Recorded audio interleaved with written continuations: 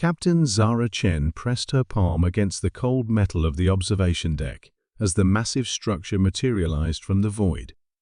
After 3 centuries of searching through the Outer Rim systems, humanity had finally found it, the HSS Prometheus, the legendary dreadnought that had vanished during the Great Exodus of 2387. "Scan complete, Captain," reported Lieutenant Torres from the bridge of the exploration vessel Meridian.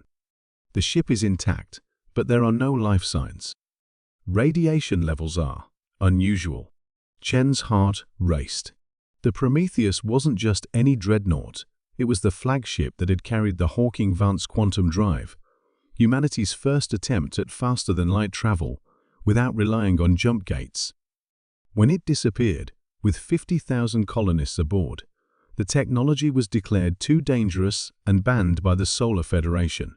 "Unusual how?" Chen asked, her breath fogging the viewport as she stared at the kilometer-long vessel. "The hull is saturated with exotic particles I've never seen before. The quantum signature suggests it's been. Not just in space, Captain. In time." The boarding party consisted of 12 specialists in environmental suits, each equipped with quantum field detectors and neural interface headsets. As they entered through the Prometheus's main docking bay, their footsteps echoed in the artificial gravity that somehow still functioned after 300 years. Dr. Yuki Tanaka, the team's quantum physicist, held up her scanner with trembling hands. "The readings are off the charts. This ship isn't just displaced in time, it's existing in multiple temporal states simultaneously. It's like looking at a quantum superposition on a macro scale."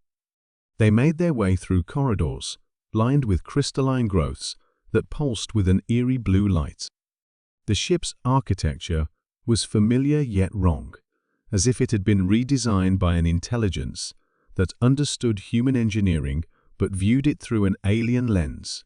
"Captain, you need to see this," called Sergeant Rodriguez from up ahead. He stood before a massive blast door, marked with symbols that definitely weren't human.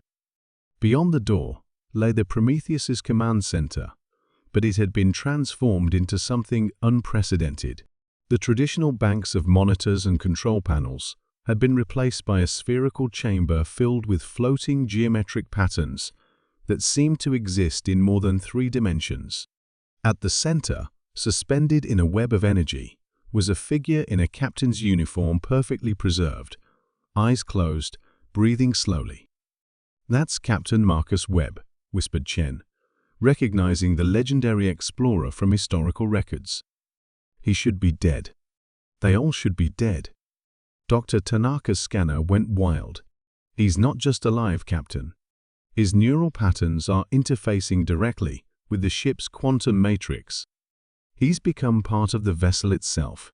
Suddenly, Webb's eyes snapped open, glowing with the same blue radiance that permeated the ship. When he spoke, his voice came from everywhere and nowhere, reverberating through their neural links. "We found them," he said, his consciousness seeming to exist across multiple time streams simultaneously. "The architects. The ones who seeded the galaxy with jump gate technology. We followed their quantum trail beyond the edge of known space. Images flooded their minds, vast crystalline beings existing in 11 dimensions, entities that viewed time as humans viewed space. The architects had been watching, waiting, testing younger civilizations by providing limited faster-than-light technology while keeping them confined to their local galactic arms. The quantum drive worked too well," Webb continued. "It didn't just move us through space, it moved us through the barriers they had constructed. We saw their true form, their vast networks of control spanning thousands of galaxies. And they saw us." Chen felt a chill that had nothing to do with the ship's atmosphere.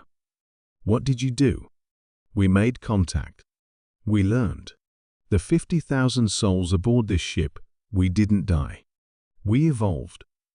We became something new, something they hadn't expected. We became a bridge between their dimension and ours."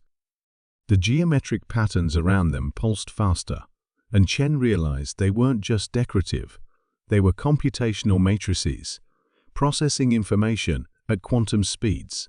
The Prometheus had become a living computer, its crew transformed into a collective consciousness capable of manipulating space-time itself. The war is coming, Webb warned.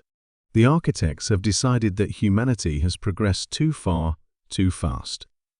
They're mobilizing their servants, the species they've already subjugated. But we can stop them. The knowledge we've gained, the evolution we've undergone, it's humanity's only hope. Dr. Tanaka stepped forward, her scientific curiosity overcoming her fear. How? What do you need from us? Return to Earth. Tell them what you found.